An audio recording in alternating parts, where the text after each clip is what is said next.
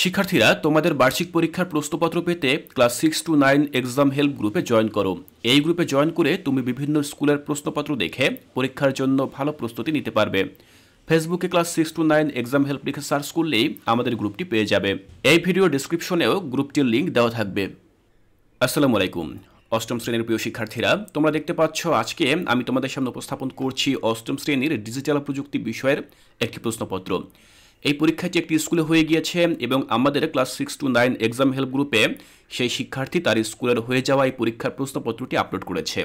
তো এই সকল প্রশ্নপত্রগুলো আমি তোমাদের সাথে শেয়ার করছি যাতে করে তোমাদের যাদের স্কুলে এখনও পরীক্ষা হয়নি তোমরা এই প্রশ্নগুলো দেখে ধারণা পেতে পারো যে বিভিন্ন স্কুলে প্রশ্ন ঠিক কেমন হচ্ছে এবং সেই অনুযায়ী তোমরা পরীক্ষার জন্য প্রস্তুতি নিতে পারো।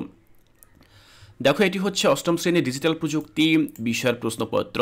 আমরা প্রশ্নগুলো দেখে নিচ্ছি যে এখানে ঠিক কীরকম প্রশ্ন এসেছে।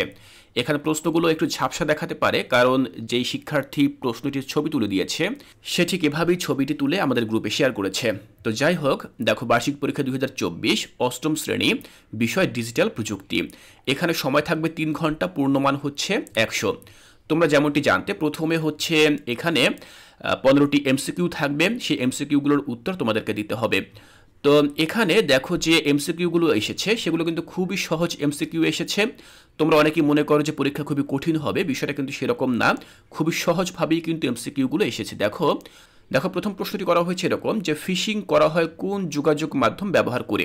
তো আমরা জানি কি যে বেশিরভাগ ক্ষেত্রেই যে সামাজিক যোগাযোগ মাধ্যম ব্যবহার করেই কিন্তু ফিশিং করা হয়। এরপর বলা হয়েছে ইমেইলের ভাষা কি। ইমেইলের ভাষা হচ্ছে ইংরেজি। মোবাইল ব্যবহারের নিরাপদ উপায় কোনটি। এখানে লেখা আছে দেখো পাসকি, পাসকোড, পাসওয়ার্ড, এরপর হচ্ছে সবগুলো। তো আমরা জানি কি যে আমরা জানি হচ্ছে সবগুলো হচ্ছে সঠিক উত্তর, কারণ এখানে যেই অপশনগুলো দেওয়া রয়েছে প্রত্যেকটি ব্যবহার করেই কিন্তু আমরা মোবাইল সঠিকভাবে এবং নিরাপদে ব্যবহার করতে পারি। 4 বলা হয়েছে সেবা পাওয়ার জন্য নাগরিকরা কোথায় ছুটে যায়। আমরা জানি কি যে সরকারি প্রতিষ্ঠানে সেবা পাওয়ার জন্য নাগরিকরা ছুটে যায়। এরপরে দেখো অনলাইন ভিত্তিক কেনাবেচাকে কি বলে। আমরা জানি যে ই কমার্স বলে। তো এই যে এমসিকিউগুলো এসেছে এগুলো কিন্তু খুবই সহজ। তোমরা যদি সিলেবাসে থাকা অধ্যায়গুলো একটু ভালোভাবে পড়ো তাহলে কিন্তু তোমরা সঠিকভাবে প্রশ্নগুলোর উত্তর দিতে পারবে। তো সবগুলো উত্তর নিয়ে আমি আলোচনা করছি না, আমি কেবল তোমাদেরকে প্রশ্নগুলো দেখিয়ে দিচ্ছি যে কীরকম প্রশ্ন বিভিন্ন স্কুলে আসছে। দেখো আমরা যদি একটু নিচে যাই তাহলে আমরা এমসিকিউর শেষে এক কথায় উত্তর এই টাইপের কোশ্চেন দেখতে পাবো। সেখানে লেখা রয়েছে ফিশিং আক্রমণে সাধারণত কি হয়। তো আমরা জানি কি ফিশিং আক্রমণে সাধারণত মানুষের ব্যক্তিগত যে তথ্যগুলো রয়েছে সেই তথ্যগুলো মানুষের বেহাত হয়ে যায়, তারপরে অ্যাকাউন্ট হ্যাক হয়ে যায়, এই ধরনের যাবতীয় সমস্যাগুলো হয়ে থাকে। এরপর 17তে বলা হয়েছে বাংলাদেশে মুঠোফোনের গ্রাহক সংখ্যা কেন মোট জনসংখ্যার চেয়ে বেশি। 18তে বলা হয়েছে মুঠোফোন নিরাপদ ব্যবহারের জন্য কি ব্যবহার করা হয়। 19 তথ্য সম্পর্কিত অধিক তথ্যকে কি বলে। দেখো 19 নম্বরে এটি কিন্তু খুবই গুরুত্বপূর্ণ একটি প্রশ্ন করা হয়েছে যে তথ্য সম্পর্কিত অধিক তথ্যকে কি বলা হয়। আমরা জানি কি এটাকে বলা হয় বাংলায় বলে অধিতথ্য আর ইংরেজিতে বলা হয় মেটা ডেটা। তো এটি কিন্তু তোমরা অবশ্যই খুব ভালোভাবে মনে রাখবে। আমরা যদি পরবর্তী পৃষ্ঠায় যাই সেক্ষেত্রে আমরা পরবর্তী যে প্রশ্নগুলো সেটি দেখতে পাবো। দেখো এখানে লেখা রয়েছে 20 নম্বরে ব্যক্তিগত তথ্য নিরাপদ কেন জরুরি। আমরা ব্যক্তিগত তথ্য কেন নিরাপদে রাখবো। এ কারণে নিরাপদে রাখবো কারণ এগুলো যদি বেহাত হয়ে যায় বা কারো হাতে গিয়ে পৌঁছে যায় তাহলে কিন্তু সেগুলো বাইরে প্রকাশ হয়ে যাওয়ার সম্ভাবনা থাকে, এতে কিন্তু করে আমাদের ব্যক্তিগত সমস্যা তৈরি হবে। এরপর 21 নম্বর বলা হয়েছে সহজে নাগরিক সেবা পেতে কি তৈরি করা হয়েছে। সহজে নাগরিক সেবা পেতে কিন্তু সরকারি বিভিন্ন ওয়েবসাইট তৈরি করা হয়েছে। 22 কোন টুল দ্বারা টেক্সট বক্সে কিছু রাখা যায়। কোন টুল দ্বারা, মূলত টেক্সট টুল দ্বারাই টেক্সট বক্সে আমরা কিছু রাখতে পারি। 23 বলা হয়েছে ক্যানভা কি ধরনের সফটওয়্যার। শিক্ষার্থীরা ক্যানভা হচ্ছে একটি গ্রাফিক ডিজাইন সফটওয়্যার যেটি দিয়ে আমরা বিভিন্ন প্রকার গ্রাফিক ডিজাইন করতে পারি। যেমন আমরা বিভিন্ন ইনফোগ্রাফিক তৈরি করতে পারি, বিভিন্ন টেমপ্লেট তৈরি করতে পারি, আমরা বিভিন্ন কভার ফটো, ব্যানার, পোস্টার এগুলো কিন্তু আমরা খুব সহজেই ক্যানভা ইউজ করে তৈরি করতে পারি। 24 বলা হয়েছে ই কমার্সের শ্রেণীকরণ করা হয় কিসের উপর ভিত্তি করে। দেখো ই কমার্সের শ্রেণীকরণ করা হয় কিন্তু টার্গেট গ্রুপের উপর ভিত্তি করে, অর্থাৎ তুমি পণ্যটা কাদের কাছে পৌঁছে দিচ্ছ সেই টার্গেট গ্রুপের উপর ভিত্তি করে কিন্তু একটি ই কমার্সের শ্রেণীকরণ করা হয়ে থাকে। তারপরে দেখো বলা হয়েছে যে 25 ওয়াকিটকিতে কোন মুড ব্যবহার করা হয়। তো এই যে প্রশ্নগুলো এই প্রশ্নগুলোর সঠিক উত্তর কিন্তু তোমরা তোমাদের মূল বইতে পেয়ে যাবে। তোমরা একটু যাচাই বাছাই করো তোমাদের সিলেবাসটি, তাহলে কিন্তু তোমরা ভালো প্রস্তুতি নিতে পারবে। এর পরবর্তী অংশে আমরা চলে যাব সংক্ষিপ্ত প্রশ্ন উত্তর। সেখানে দেখো কিছু প্রশ্ন রয়েছে। 1 নম্বর বলা হয়েছে ফুল ডুপ্লেক্স মোড কি, ল্যান কাকে বলে, প্যান কাকে বলে, রাউটারের কাজ কি, ওয়াইফাই কাকে বলে, ওয়েবসাইট কি, সফটওয়্যার কি, ইন্টারনেটের কাজ কি, সফট কপি কি, শিক্ষা সেবা বলতে কি বুঝি। তো এখানে এই যে 10টি প্রশ্ন দেখতে পাচ্ছ, এই 10টি প্রশ্নের উত্তর তোমাদেরকে দিতে হবে। এই প্রশ্নগুলো কোথায় রয়েছে উত্তর তোমরা খুঁজে বের করবে তোমাদের বই থেকে। এরপরে হচ্ছে তোমরা এই অনুযায়ী পরীক্ষার জন্য প্রস্তুতি নিয়ে যাবে। এরপরে আমরা যদি গ বিভাগে যাই, সেখানে আমরা রচনামূলক প্রশ্ন পাবো 5 মার্কের। তো এখানে দৃশ্যপটবিহীন কিছু প্রশ্ন তোমরা দেখতে পাচ্ছ, যার মধ্যে প্রথম প্রশ্নটি হচ্ছে তুমি দৈনন্দিন কি কি নেটওয়ার্ক ব্যবহার করে থাকো তার একটি তালিকা তৈরি করো। বলা হয়েছে 2 নম্বরে ব্যান্ডউইথ কি, ব্যান্ডউইথের সুবিধা অসুবিধা লিখো। 3 নম্বরে সামাজিক যোগাযোগের গুরুত্ব ব্যাখ্যা করো। 4 পাসপোর্টের জন্য কি কি ব্যক্তিগত তথ্য প্রদান করতে হয়।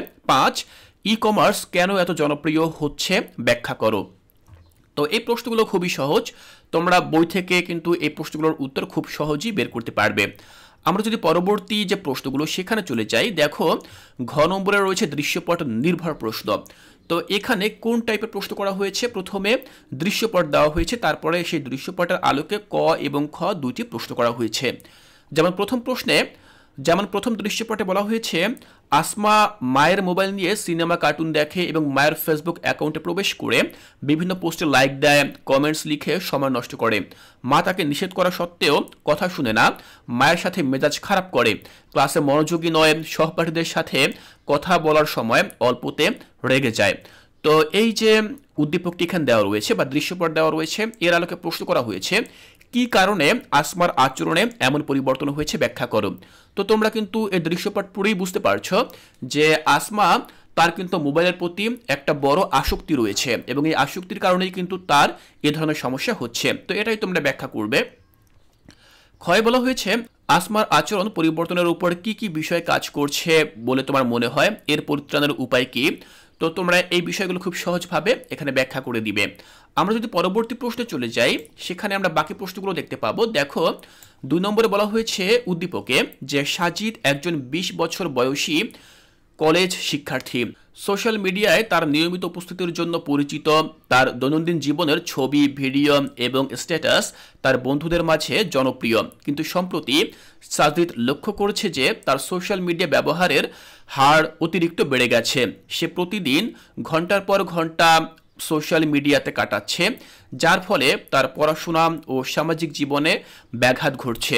তার মনোযোগের অভাব এবং ঘুমের সমস্যা দেখা দিয়েছে এবং সে প্রায় উদ্বেগে ভুগছে। একদিন সাজিদ বুঝতে পারে যে তার অতিরিক্ত সোশ্যাল মিডিয়া ব্যবহার তার জীবনে নেতিবাচক প্রভাব ফেলেছে এবং সে এই সমস্যার সমাধানের জন্য পদক্ষেপ নেওয়ার সিদ্ধান্ত নেয়। তো এরকম একটা উদ্দীপক আমরা পেলাম। এর আলোকে প্রশ্ন করা হয়েছে যে সাজিদের ক্ষেত্রে সোশ্যাল মিডিয়ার অতিরিক্ত ব্যবহার কিভাবে তার শিক্ষাগত ও সামাজিক জীবনে প্রভাব ফেলেছে। ক্ষয় জানতে চাওয়া হয়েছে সাজিদ কিভাবে তার সোশ্যাল মিডিয়া ব্যবহার সীমিত করে নিজের জীবনে পরিবর্তন আনতে পারে।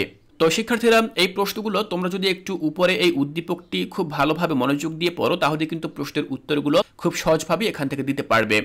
3 নম্বর যে প্রশ্নটি করা হয়েছে সেটি হচ্ছে কি, দেখো শফি একদিন এলাকার একটি বাজারে যায়। বাজারে বিভিন্ন ধরনের ব্যবসা প্রতিষ্ঠান রয়েছে, যেমন মুদি দোকান, কাঁচা বাজার, পোশাকের দোকান, জুতার দোকান ইত্যাদি। বাজারে প্রতিদিন অনেক মানুষই ভিড় করে কেনাকাটা করতে। সে লক্ষ্য করলো বাজারের টার্গেট গ্রুপ হলো বাজারের দোকানদার ও ক্রেতারা। তো এখানে কয় জানতে চাওয়া হয়েছে যে টার্গেট গ্রুপের চাহিদা বিশ্লেষণ করে একটি সেবা পরিকল্পনা তৈরি করো। খ সেবাটি বাস্তবায়নের জন্য কোন কোন সমস্যার সম্মুখীন হতে পারে, এর সমাধানের উপায় কি। তো এই হচ্ছে প্রশ্ন। এরকম আরও কিছু প্রশ্ন রয়েছে, সবগুলো প্রশ্ন আমি আলোচনা করছি না, তোমরা এখান থেকে স্ক্রিনশট দিয়ে রাখতে পারো যাতে করে তোমরা বাসায় বসে এই প্রশ্নগুলো খুব ভালোভাবে প্র্যাকটিস করতে পারো। শিক্ষার্থীরা ঠিক এভাবেই তোমাদের আরও যে সকল প্রশ্নগুলো রয়েছে অন্যান্য পরীক্ষা, সেই প্রশ্নগুলো যদি তোমরা পেতে চাও তাহলে অবশ্যই এই ভিডিওর নিচে কমেন্ট করে জানিয়ে দাও।